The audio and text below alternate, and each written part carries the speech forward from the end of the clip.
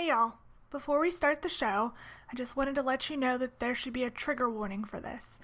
We're going to talk pretty openly and candidly at the end of this episode about anxiety and depression. So I wanted to let you guys know that that is coming up. Also, we drop a few F-bombs. So if you have kids in the car, you may not want them to listen. Also, a majority of this episode was recorded before hearing about the death of Anthony Bourdain today, Friday morning, June 8th. We are very, very sad to hear about his passing and that he was hurting and so lonely. If you need any help or want to reach out to anybody, please don't hesitate to email or message me. I'd love to be your sounding board and your place to land when you're feeling low. Thanks, guys.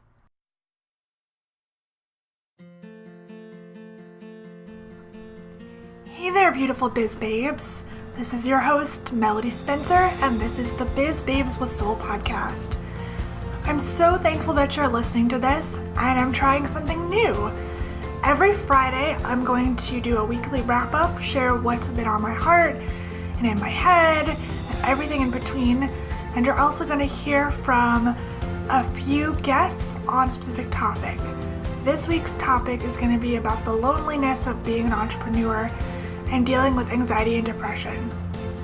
So I hope you'll join me for this, and I hope you'll enjoy. So this week, what's been on my mind and my heart is the fact that I love to connect with women. That's the whole reason I started this podcast. Was, yes, I am a digital marketer. Yes, I am nerdy in that way, and I love helping my clients succeed. But first and foremost, I love connecting with women and I love hearing their stories. And part of what I do with my marketing is take their stories and help their marketing be heart-centered and just vulnerable and honest, because that is so rare in our world of social media and marketing and influencers and all that jazz. So I really love doing that, and that's what really sets my soul on fire.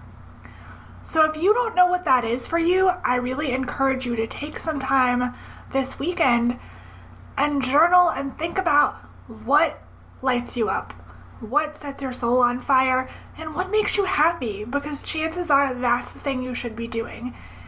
And not everybody can quit their jobs and go after that fully, and that's okay. You can do that on the side, you can do that as a volunteer, you can do that on your free nights and weekends. That's fine.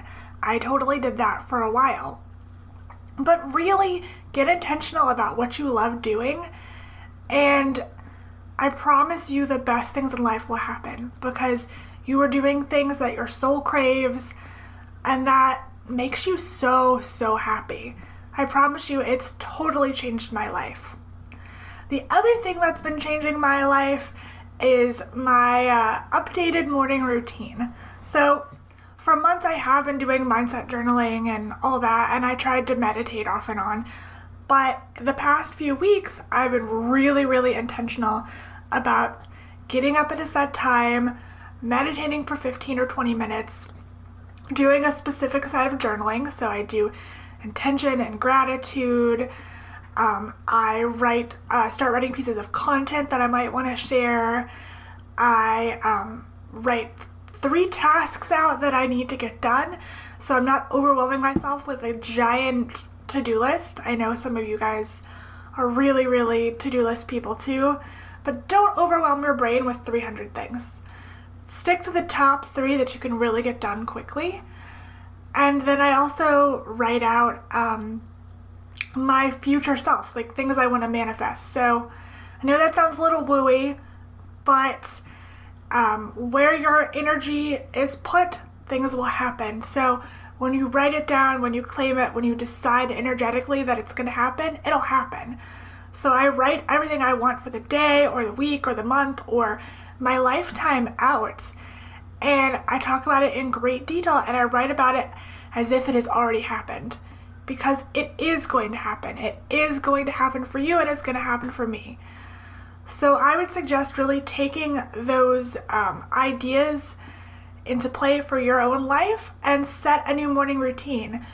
I know it's hard for you guys that are moms, that you guys that don't like early mornings. I'm not saying get up at 4 a.m., but just set some sort of routine. Start doing something. Make some habits, because habits are proven to be what makes great leaders and great businesswomen. So really, I challenge you to start creating a new morning routine or new morning habit. Also, speaking of morning habits, I was on my friend Mario's podcast this week. He has a podcast all about mindset work. It's called the 10-Minute Mindset, and I was in his Facebook group live. We talked about Facebook ads, digital marketing, marketing from a heart-centered place, about podcasting, about mindset routines, and all that. It was so much fun. He even got me up super early to do it, which is not my cup of tea, or I should say my cup of coffee. But I had so much fun, and I left the interview so energetic and so happy. So yeah, that just made me so excited. And I also did a couple more podcast interviews that will be coming out in the next few weeks, both for my show and for other people's shows, so I can't wait to share those with you. We have some great interviews lined up, and I hope you guys are going to enjoy those. The last thing I wanted to talk about was the death of Kate Spade this week. So this came as a shock to many of us in the female entrepreneur world. She was a personal icon of mine in terms of style and business. And her brain is very happy-go-lucky, and it was really strange because she just seemed like such a happy person. But now we know that she was profoundly depressed and anxious, and she coped with that using alcohol.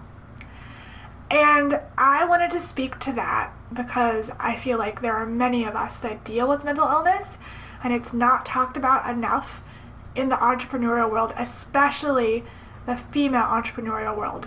Because again, we have this myth of having it all together. If you're successful, you should look happy. If you're, successful, you should be rich. You should never look depressed. What do you have to be depressed about? But you can still be hurting deeply inside.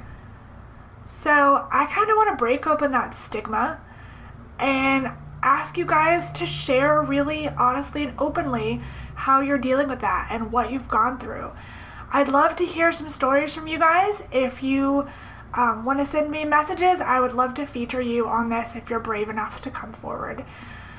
But if you are hurting and you don't feel like sharing that story, that's fine too. I want to encourage you to reach out to your friends and family. Reach out to your friends and let them know that you're hurting. Let them know that you need help.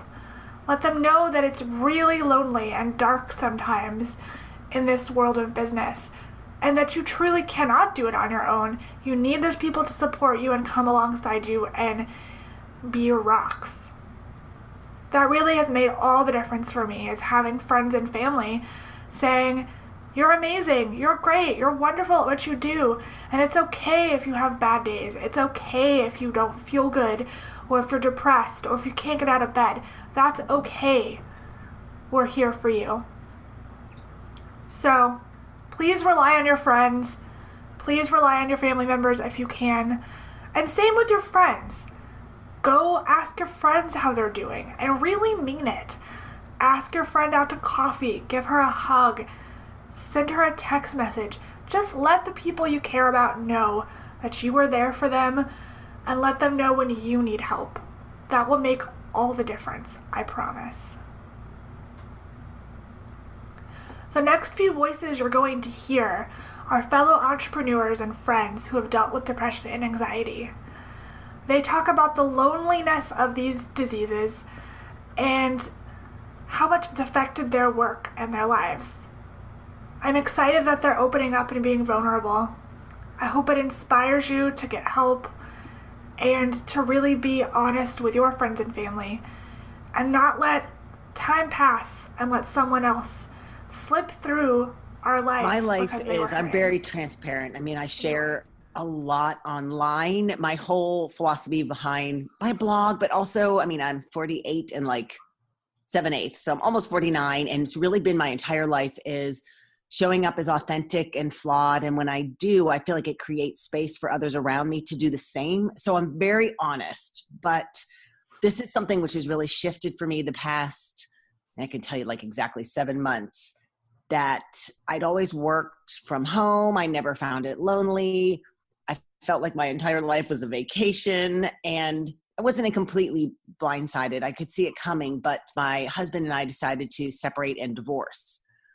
And he had struggled with anxiety, not my story to tell, but I always found myself trying to figure out what would that feel like? Oh, I get it. That's what anxiety must be. And then flash forward, sold the house of broken dreams, as I like to call it, and moved into a condo with my daughter. Love the condo. I mean, we are lucky, lucky, lucky.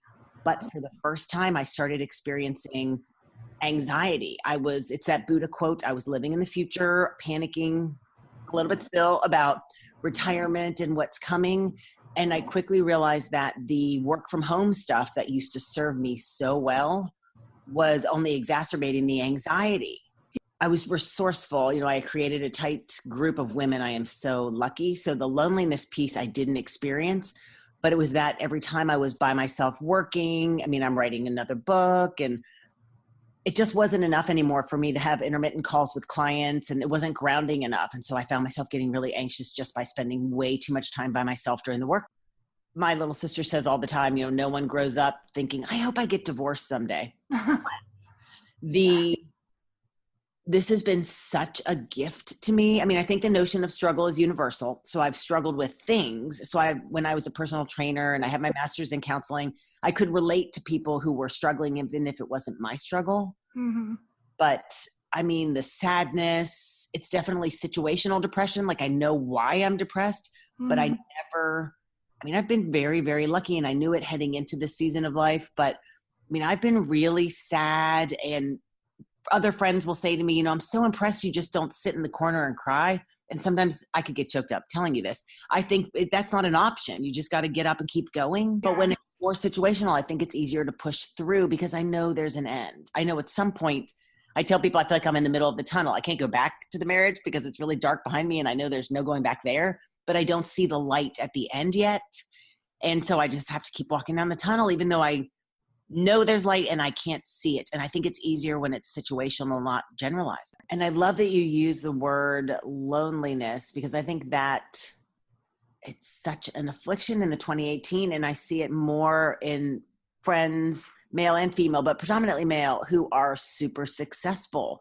They have all the trappings of they can get anything they want. They should be happy, but it's that just overwhelming sense of loneliness. Okay, I seriously think that I would not want this said to me, but I say it to everybody all the time because it is my truth. I have one dear, dear, dear, dear friend, and every single day we take a walk, whether it's long or short, and we laugh until, I mean, I'm almost 49, so I may have literally wet my pants a little bit, but we laugh so hard, and that is my sanity. And it's just, I mean, it's seeking the laughter. It's finding anything. It's the connection, but finding someone where you can just let it all go for a little bit. And I know it's hard. It's like telling the person who's depressed, buck up, but it has been my savior. We've started out some of the walks where I'm crying because every time I talk about the tunnel, I start crying.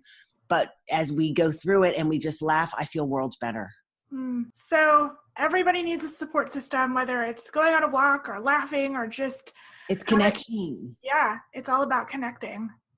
Yeah, which is what this whole podcast is about for me. It's just about connecting with other women and telling them, hey, it's okay. You're not alone.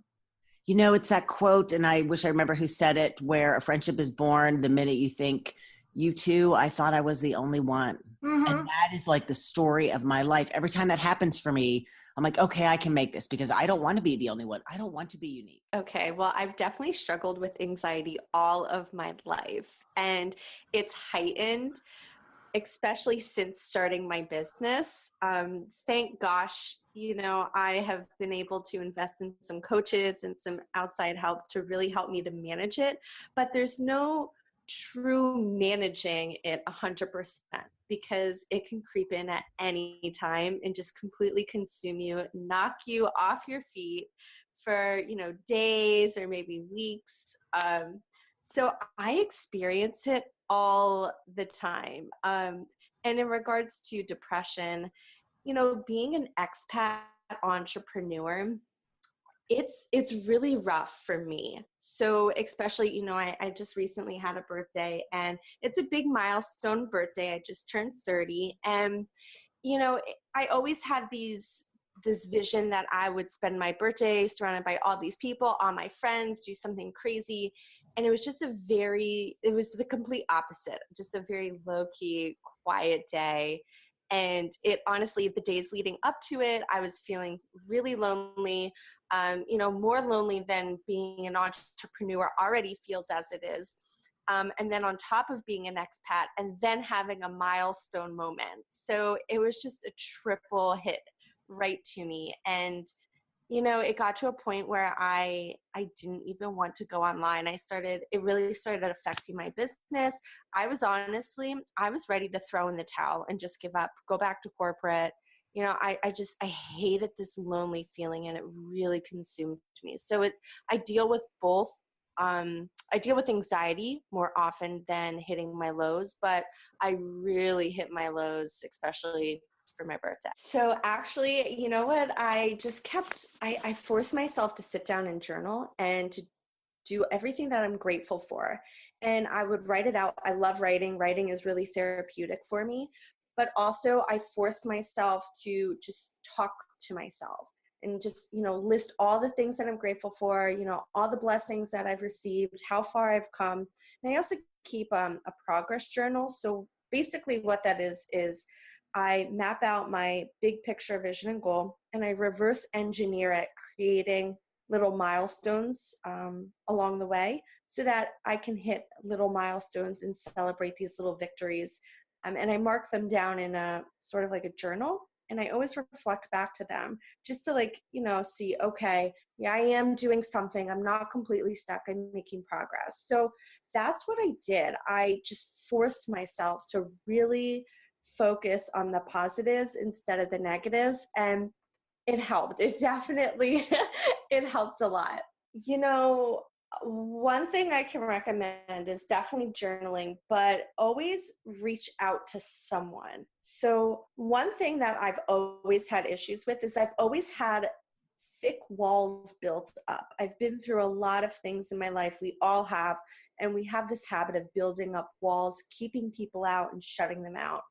And, it's times when we get to our lowest point that our walls become so thick, right? We expect people to come to us, or we just kind of try to repress the feelings. And that's the worst time to try to be inside of your head. So I actually stepped outside of my comfort zone, and I reached out to some people, and it was such an awkward feeling. But the moment that I did it and they responded back to me, I knew that I made the right decision. So just try to, if you've already stepped outside of your comfort zone to build a business, to leave your job, to, travel to a foreign country, you can step outside of your comfort zone and reach out to someone, and ask for help, or just let them know, or, ask for a sounding board, because there's always going to be at least one person that's willing to, hear you out because they've been there. Thank you to the two voices you just heard, Carla and Heidi, for sharing your vulnerability and your struggles. We support you and we love you.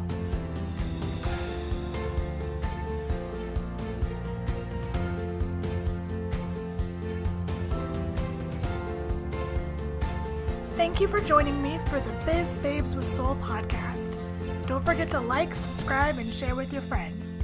To learn more about me, Melody Spencer, and the show, please visit swiftlysocial.com.